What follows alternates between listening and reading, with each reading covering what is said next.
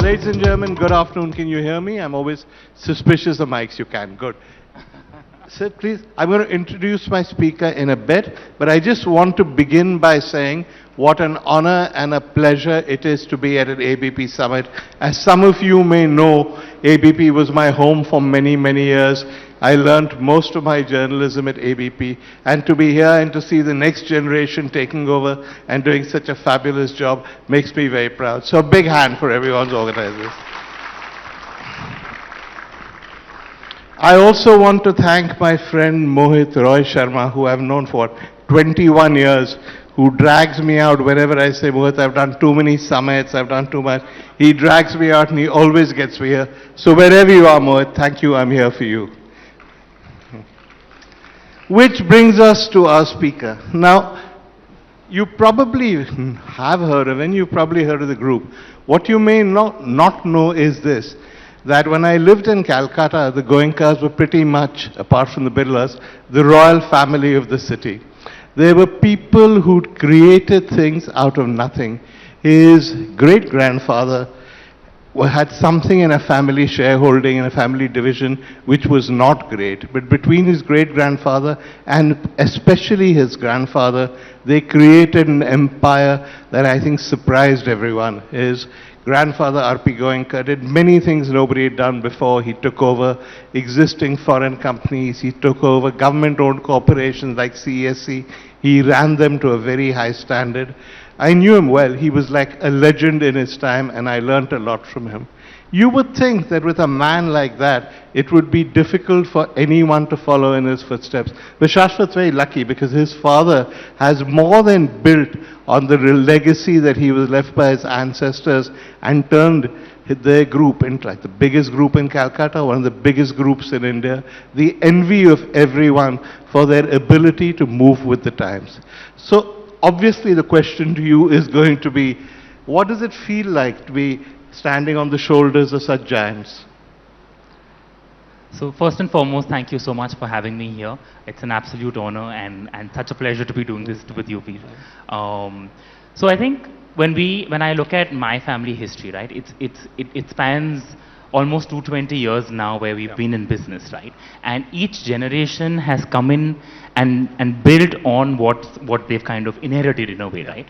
And more importantly, they've diversified, they've stayed ahead of the times, the competition, etc., to kind of continuously reinvent. And I think when you look at the last 3-4 generations you spoke about, my great-grandfather, my grandfather, dad, I think each one of them has done that, right? Right from at some point being the sole bankers to the East India Company in the 1800s to running textile companies to, you know, my great-grandfather being the first chairman of the State Bank of India, to my grandfather, as you said, acquiring companies, that continuing the legacy.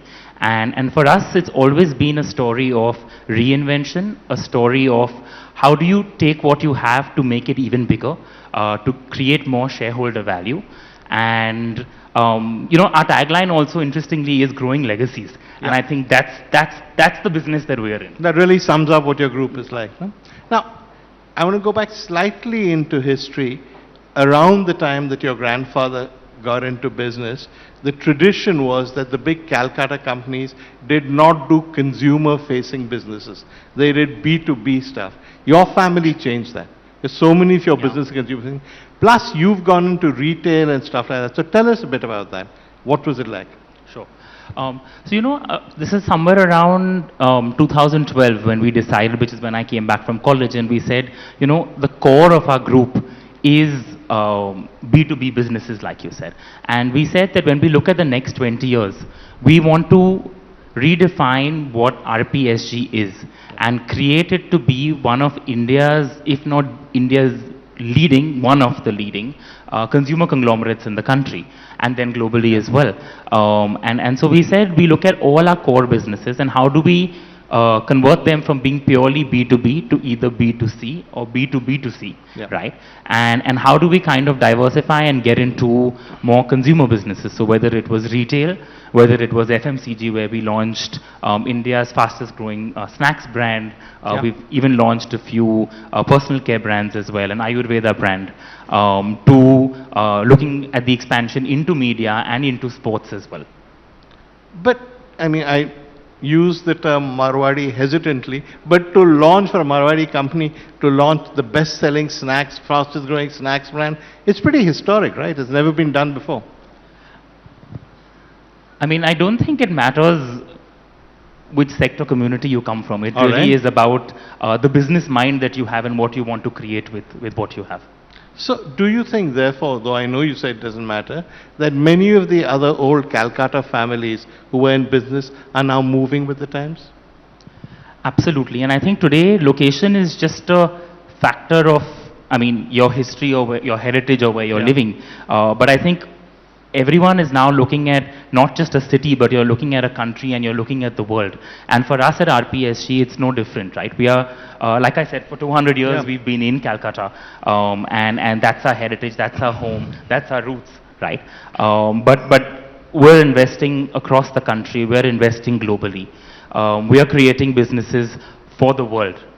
So I think location is just, it may give you your heritage and a starting point, Yeah. but it doesn't define who you are in any way. And particularly in the modern world where communication and markets Absolutely. are so open. Absolutely. So now you deal a lot with the young consumer, yeah? So tell me how you see the young Indian consumer. What are your learnings? So, there's something very interesting about the Indian consumer, and this is from all I, experience in retail that I say this, is the Indian consumer is unlike any other consumer anywhere in the world, right? Where globally, a country has a very homogeneous tastes and preferences of consumers. The Indian consumers' tastes and preferences change every 100 kilometers in our country. And when you look at it, we're not one country. We're many states, many countries, and even within states and cities, like I said, every 100 kilometers, there is a new dialect that people speak. There are different food preferences, for example, that people have. There are different consumption habits, right? And I think that's what makes the uniqueness of India. And when I look at the young Indian consumer, and I think today 70% of India is Yeah. under the age of 35, and they are going to be that next consuming class in a way, right? And I think when you really look at them, the original concepts that we used to back in the 90s, at least when I was growing up, initially you get into savings, then you get into, you'll buy yourself a car, you'll buy yourself a house, you look at all of that. I think that whole approach has changed now, where consumers today want a lot more instant gratification, and there is, the aspirational levels of consumers have risen a lot, and they are willing to spend that extra amount to kind of live that aspiration today versus saving it up for a aspirational future.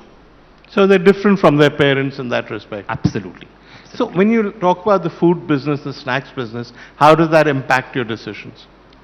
So I think one is just the way people buy has changed, right? From going to a typical kirana store or your pan shop outside your home or to a hawker on the street to going to either modern trade stores or e-commerce. And over the last 4 years, I think quick commerce is something that's at least in tier 1 cities today taken on. And so there are different ways that we look at how do we grow our distribution when I look at the food business. And it's not just a matter of how many outlets now, but it's a matter of how many touch points of a consumer when they shop can you kind of be available at. And one statistic I'll share with you is, 5 years ago we said that people purchased food and grocery 12 times in a month. Okay. Today, it's very different. Today, an average household of 4 in a tier 1 city places 10 orders on a Sunday, 10 different orders on a quick commerce app. Really? Yeah. And so that's the difference on how it's changed. So you're looking at things like continuous supply chain availability. You're looking at being listed on all the right platforms, all the stores. You're looking at what are the taste profiles of consumers. And today consumers are a lot more experimental, they are a lot more globally aware and exposed as well. And so they are willing to try new things. And I think so those are the insights that we look at when we kind of create products and we That's build out very our fascinating. FMCG. Give me an example of a product you've created and what went into it. Sure. So plenty, right? So I'll tell you the journey of Tuyam, right? Yeah. And you know, we identified healthy snacking as a space back in 2017 when we Right. decided to launch. And at that point, it was more of a general global macro trend. We weren't seeing it in India, but we said we are going to create this market in India. And we had launched with makhanas, which at that time was native to certain parts of Yeah. India, but it was not a countrywide known snack. The benefits of it were not known, Yeah. right? And so we entered the market with it, and I think we were able to create the right So, noise. I'm going to stop you. Step one, why makhanas? Because makhanas you will go and buy at a local kirana shop or from a street stall, but it never occurs to anyone to package them. You guys made that leap. So why did you do that? Sure. So, you know, snacks is a 50,000 crore market and growing, right? Western snacks. And when you look at it, a lot of that consumption, when you look at the branded consumption, was very small part of it, Yeah. right? And it was a cluttered market. So for us, the entry strategy was very clear that if we enter with products like potato chips or bhujia, which are already well entrenched, there are well entrenched players in the market, we are not going to be able to make a mark. And will people be interested in looking at a healthy version of that in 2017, right? And so we said, let's go on the extreme end of the health spectrum and pick products which are inherently healthy, but people don't consume them either because it's not easily available, or it's just not something that's available in tasty flavors, right? Yeah. And which is why when we launched the brand and we said we are taking the entire health spectrum, we named the brand Tuyam, which is counterintuitive to when you think something is healthy, right? You think it Right. will not taste good, Right. right? And what we did is we said we will be healthy, but we will also ensure that taste is what is going to trump everything, right? And because when you snack, it is your guilty pleasure, it is your indulgence, and you want it to be something that you enjoy. It's not that you're eating it So because the dietitian deliciousness told is you number to. one. Absolutely. Okay. Absolutely. So for us, that was one. Second was, you know, how do you consistently ensure that you are coming up with new flavors in that product? Because consumers don't necessarily, you know, classic salted, etc. flavors you can have on a daily basis. But when you look at unique flavors, and we had launched flavors like wasabi, you know, even during the Navratri period, we had launched a limited edition rice kheer flavor of makhana. You know, so these were innovations that we did. And for us, we said flavor innovation and product innovation is going to be one of the forefronts of how we are going to create this business. I'm going to stop you here. There were multinationals already in the packaged food business, many of them reproducing products that they sold abroad, adding maybe masala twist or something to an existing product. You were the first guys who created unique Indian products. So what gave you the courage to do that? So I think going back to all our understanding of consumer and Indian consumers and consumption is the Indian consumer is not trying to ape the West or the Southeast for that matter, right? And you know, inherently Indians have very Indian ways of consuming things, right? Okay. You know, and a typical Indian wants chai the way we drink it. They want to eat that samosa with the chai, you know, and these are things that are, I think, almost in our DNA, right? So they've been built over generations, and you know, so people still want that flavor. They want the punch of flavor when they eat or when they snack, but they're also becoming conscious about healthy eating, clean eating, and they're looking for better alternatives out there. And I think that's the pivot we made. So while we launched with makhana, one of the pivots, so today we don't sell makhanas anymore, right? Okay. Because we realized that it was too far end of the health spectrum, and people were like, we want to be healthier, and so we want a healthier alternative. We don't necessarily want health foods when it comes to snacking. Okay. Right? And so we pivoted. So today we do healthier bhujiyas, we do healthier chips. How do you do a healthier bhujia? So our bhujia has 45% less saturated fat than anything else that's available on the shelf. Really, that much difference? Yeah. Do people realize that? I mean, Absolutely. We are very strong with it on our communication. And what we've done is we've ensured that, you know, and we've done series of blind tests with our consumers to ensure that our product succeeds on taste, texture, profile above everything else that's available. And I think that's the reason we've been able to be successful. But you're going up against multinationals which have had hundreds of years of experience, which have products that they've tried abroad, etc. Was that at all daunting doing that? I would say yes and no. Okay. Of course, there have been enough players, both MNCs and Indian players, who've been in the market for very long. Indian players like ITC, Indian players like Haldiram's, right? And they've created the market for snacking or packaged snacking in India, right? But I think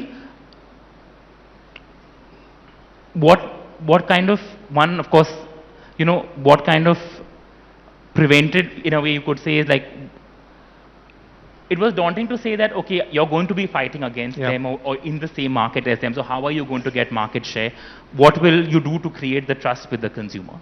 But at the same time, I think what helped us was the fact that we didn't have any baggage. We were able to be very agile with our decisions, very quick with our decisions, and very experimental. We didn't have a base that we needed to protect, right? We could create anything. We could fail, and we could learn from those failures and bounce back very quickly. In a sense, you were a startup. Exactly. Exactly. Yeah. Exactly. Things like distribution, from the time you even thought of it to now, it's changed dramatically as you were explaining. How does one keep up with those technological developments? So I think today technology is changing. You know, 10 years ago it was changing every year. Today it's changing every day, right? And so it becomes imperative on all of us to stay abreast of what's happening with technology across the world, not just in your market, but across the world. And seeing which of those technologies, what can you firstly learn from them, how do you kind of adapt to them? And I think most importantly, how do you get your organization to be aware and adapt to them? Because the entire organization needs to start working in different ways. And those ways are changing very quickly. They are being disrupted very quickly. And so there's no two ways about, you know, it's not an option of should I or should I not. You have to, and you kind of have to do it very quickly. Which is difficult, surely. Absolutely. Yeah. But who said business or doing business is easy? So. Okay. One of the other things you said at the beginning was that the first thing when you're dealing with the Indian consumer is, remember, there's no such thing as the Indian consumer. There are families of consumers in such a vast country with different tastes and different things. Give me an example of the kind of variations you see.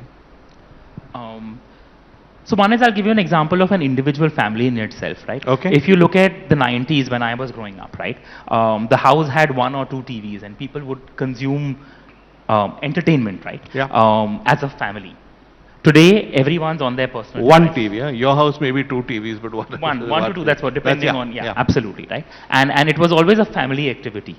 Today, you have a family who's sitting in the same room and everyone's on their personal devices. Because data is so accessible, everyone has a personal device. And so consumption has changed in that way, not just in the food space, but even in the entertainment space. And I think it's across every space, right? Even when you look at services, for example, all of it has changed. Looking going forward, I think it's a reasonable assumption that technology will keep changing the game. I'm more interested in your observations about demographics. You said, I thought that was very interesting, that the Indian consumer now is more educated than ever before, better traveled than ever before because of the internet, etc., more aware of what's happening internationally than ever before. And yet, he likes bhujia, he likes chai, he likes samosas. So explain that paradox. So I'll explain 2 paradoxes to you, right? One is on the tastes and preferences, and second is how they purchase, depending on this, right? I think when you look at any culture, right, there are things that have been inherent to them over generations. So whether you look at Switzerland, for example, where people have consumed fondue and raclette over generations, and the current generation still consumes it despite all the health macro trends, right? I spoke about samosa and chai in India, you know, the US and coffee, for example. I think these are things that are, you know, they genuinely go into the DNA of cultures, and they kind of are built over generations in a way. And so they are not things that change very quickly, right? It's the nuance of how they get consumed and different forms and form factors in which you can consume them that changes. So I think that's where the Indian consumer is at also. They want new formats to consume, they want new products to consume, they want new services to consume, but they want it available to them in their inherent way of consuming. The base nature of how you eat or how you consume doesn't change for a demographic or a country or a geography, right? So for example, in India, or you are used to eating with your hands, whether Right. it's the roti, whether it's the rice. And that is something that is still inherent even today. Yeah. Even when you look at toddlers today, and I have a 4-year-old, Yeah. her inherent way of eating is, I want to eat with my hands, not with Right. a spoon. So that's what I'm saying, it's inherent in your DNA. Now coming to how they purchase as well, Yeah. right, is, the Indian consumer is very dichotomous when it comes to consuming products that they think are international versus products that they think are everyday Indian, right? Oh, that's interesting. Explain that. I'll explain it, right? When an Indian consumer, and we see this in our retail business, when an Indian consumer wants to purchase potatoes, onions, tomatoes, garlic, they know the price of that. They Okay. will not pay even 50 paise or a rupee extra for it. They will want to get the hardest bargain on that. But when it comes to an imported wheel of truffle cheese, for example, they are willing to pay that extra mile for it because they know it's not easily available. So that's also a very interesting dichotomy which is very unique to the Indian consumer. And which is why when you even look at, say, quick commerce today, it works very well in tier 1 cities because people are weighing it with how much time will I save, because we are a time-starved nation, Yeah. right? And that's the reason India has been one of the few countries where this business has kind of caught on, and nowhere else in the world has quick commerce really caught on. That's true. I hadn't thought of it that way. Yeah. So when they look at international products, they are slightly more flexible when it comes to price. Indian products, they're typically Indian in the way. What happens if there's an international type product packaged in India? Do they treat it as an international product or one of ours? I think it's not about where the product is coming from. It's the about kind of product. It's the kind of product. Okay, I get you.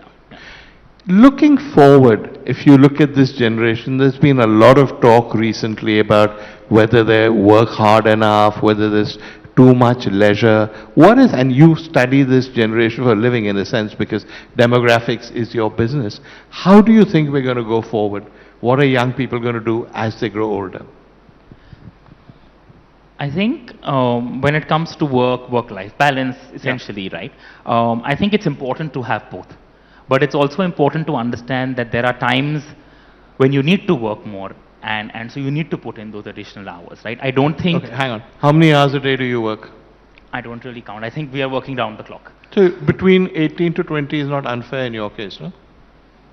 I wouldn't put a number to it, but I would say right, yeah. you're basically working the whole time, right? Because there's no time when you're not working, no? Exactly, and that's like every entrepreneur, right? Yeah. Or every Yeah. person who's Yeah. working, because you're constantly thinking Yeah. about things for your work, things for your Yeah. business.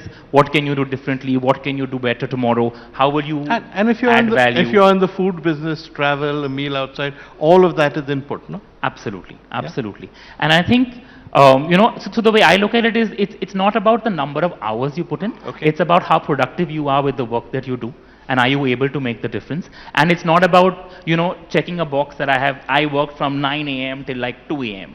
Yeah. It's really about what have you done in those hours you have worked. Absolutely. So Do you that's how think- I would yeah. look at it. But you're an entrepreneur, and an entrepreneur, effectively, though you're from a business family, you've started new businesses, and you've worked, as you say, around the clock, and you've seen early success. How have you maintained a work-life balance? So I think, again, I will go back to a thing like growing up, you always heard of, 9 to 5, 9 to 6. But I never saw that with my dad or my granddad. They were always working, right? Yeah. Having said that, they always still had time for us. Yeah. There was never a time where I felt I was deprived of time with anybody because they were working too much. That must have been tough for your dad because he was always traveling, building new things, but he still found time for the kids. Absolutely, and I think for me also it's exactly the same. I think that's what I have seen, and the idea is, you have to build and you have to create and you have to work, and you will work because that comes first. But having said that, you also have commitments to your family and to your wife and to your children and to your parents. And it's really about doing all of it simultaneously. And I think that's really how I do it. Because the Goenkas are unusual in that all of you have a reputation for working round the clock. Yet you also have a reputation for being a close-knit, affectionate family that looks out for each other, which means you do manage to find the time. Absolutely, absolutely. Yeah. Okay. Do you think that young people here need to work harder? Because that's been said by a lot of people. Or do you think that this hard, not hard is perhaps missing the point, we just need to be more productive? I think it really boils down to being more productive. And if you really look at it, I think back in 2012-13, there were hardly any startups and unicorns coming out of India. You look at that statistic today and it's many hundred times over, which is just a testament of the productivity and the hard work that the youth are putting in. So, it's a question I always wonder about. People like you have come from generations of money. Yet when you look at lists of rich people in India, you guys are very high up, so I vote for that. But lots and lots of these billionaires are self-made people. A lot of them have done it not through manipulating the system, which was the traditional way to become self-made, but through technology, through innovation, How much pressure does that put on somebody like you, who has to keep your place and your family's place in an environment that's changing in terms of wealth creation?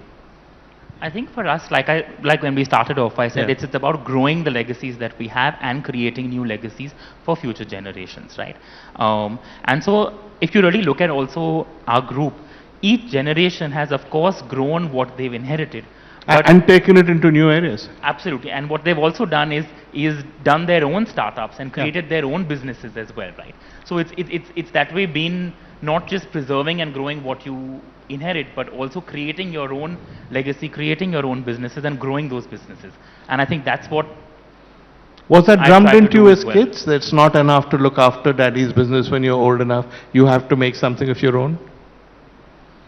I think, again, when you look at it, whenever you look at family businesses and globally, there are case studies on this. They usually say, the first generation starts to create, the second generation builds, and the third generation destroys. Right? But when you look at your generation 4, so that's worked out so far. It depends on which way you start counting. It could be 7 or 8 as well if you look at the 200-year legacy. Right? And I think the reason why we've been able to, and a lot of family businesses in India particularly are able to kind of do this over centuries, is because they give each generation the freedom to create along with growing what they have. Right? And I think that's what kind of creates that. And second is, we've been very particular about ensuring that we're looking at, continuous growth, looking at competition closely, looking at ways of adopting technology as it changes, looking at ways of, how do you kind of stay ahead of the curve always. And I think that is what kind of also allows us to kind of keep building, rebuilding, reinventing, recreating to ensure that you are moving with the times. And it's working, right? The company continues to grow. Touch wood. Okay, I'm going to ask you just not quite rapid fire, but a series of unrelated but related questions. Okay. Tell me one thing you remember about your grandfather, the legendary RP Goenka. He was someone, and I remember observing this always while growing up. He could connect with someone who was 90 years old, and he could connect with someone who was 1 year old. And each of them equally loved him. So I think that was something that I remember, and that the power of being able to kind of find your space with no matter who it is that you're with, and making that comfortable, that person feels so comfortable. I think for me that is one thing that stays with me. I know he's been friends with the Sarkars for years, and he used to talk to Arup and Avik, who ran the family business as friends. And I was like this young journalist who just joined, and he knew all my bosses. But he spoke to me in exactly the same way, with the same respect, took the same interest in what I was doing, which is a real knack. Yeah, no? It's a real gift. Absolutely. Okay. One of your father, one memory. I mean, I have a lot. You have thousands, but give me one. Absolutely. But I think one thing that I spoke about earlier as well is I've always remembered he had time for us, despite all the things he did. You know, I had friends who would always complain that they don't see their fathers for, you know, weeks at a stretch, whatever it is, right? And I feel like for us, he was always there. He's always there even today. He's such a strong guiding force for me. And I think that is what I think. You will. Yeah, yeah. Is there one quality he has that you wish you had? There are plenty. And I think he's today over 60, and he's still so in touch with what is relevant, what is new. There are times when he's telling me about new technologies or new things that have been coming up, which you know he's already tried to use and whatever. So I think that continuous ability to keep learning. And no matter the age, no matter the experience you have, to continuously be okay to say, okay, this is something new that I don't know, I will learn about it, and I will be better tomorrow than I am today. I think for me that is something that... He's also very sharp-witted or quick-witted. If you ask him a question, there will always be an answer immediately. He won't take time to think about it. And you've inherited that, no? Judging by today's session. I don't know. Okay, let's keep the rapid fire going. A business person not from your family who you admire. I think Mr. Mukesh Ambani, without Explain any to me question. why. Yeah. So, you know, he is again someone who, of course, inherited stuff that Mr. Dhirubhai had built, but he is someone who has such a far-reaching vision and such precision execution, right, where no matter what it is that he decides to do, he does it fabulously, meticulously, down to the smallest detail. And I think despite all of that, he is someone who has so much humility. He is someone who is affectionate and respectful to absolutely everyone, right? And so I think that is something that I really admire in him. His ability to, one, think big, think not today, but think years ahead of the times, and then to actually execute on each one of those. Yeah. He said, no, if Reliance enters a business, it must change the industry when the time is through. And how many businessmen can say that and have pulled it off? No? Absolutely. Which is a considerable achievement. Okay, international businessmen, one person you admire. One person. More difficult, but... Yeah, there are quite a few. But let me start by saying Elon Musk, right? And I'll tell you why. Right. What I really like about him is the courage of conviction that he has on his ideas, right? And even he has that innate ability to be able to execute, you know, the ideas that he has. And despite some of those ideas not maybe meeting popular culture or popular perception or popular acceptance in a way, right? He still has that strong courage of conviction. And I think that is something that I look up to him for. And he's the richest man in the world, and he's made his money in businesses that 30 years ago did not exist. Absolutely. So he's really at the forefront of how things are changing. Yourself, 15 years from now, where do you want to be? I bet you haven't thought about that, but no, think about it, think about it. I think when I look at myself 15 years from now, I'd like to be someone who's been able to continuously learn, continuously innovate, continuously reinvent myself, my family, and my businesses to still stay relevant at that time. Because, you know, when you really look at it, you don't know what the world's going to be 15 years from now, right? So the only thing that I can do today is ensure that we continuously have a culture of resilience, create in ourselves the ability to learn, unlearn, relearn, and learn new, and keep doing that again and again and again. You were born rich, I think there's no secret in that, but you were also born into a family that had great respect for culture, for cultural values. The first time I saw Nusrat Fateh Ali Khan performing, your grandfather had organized it. There's always been that. Is that a balance you've tried to maintain? Absolutely. I think that's something that comes innately to us. And for us, that is a core part of our being as well, which is, you know, preserving and growing India's rich cultural heritage. And that's always been your grandfather and your father put their money where their mouth was, eh? They've Yeah. really done this, yeah? Yeah. And you're going to keep that tradition up? Absolutely. I would hope to. I would like to. All right. I think you can see how much they've listened to you in pin drop silence. That's been a very impressive session. Thank you so much, and I think we wish you luck. Thank you so much. Thank you.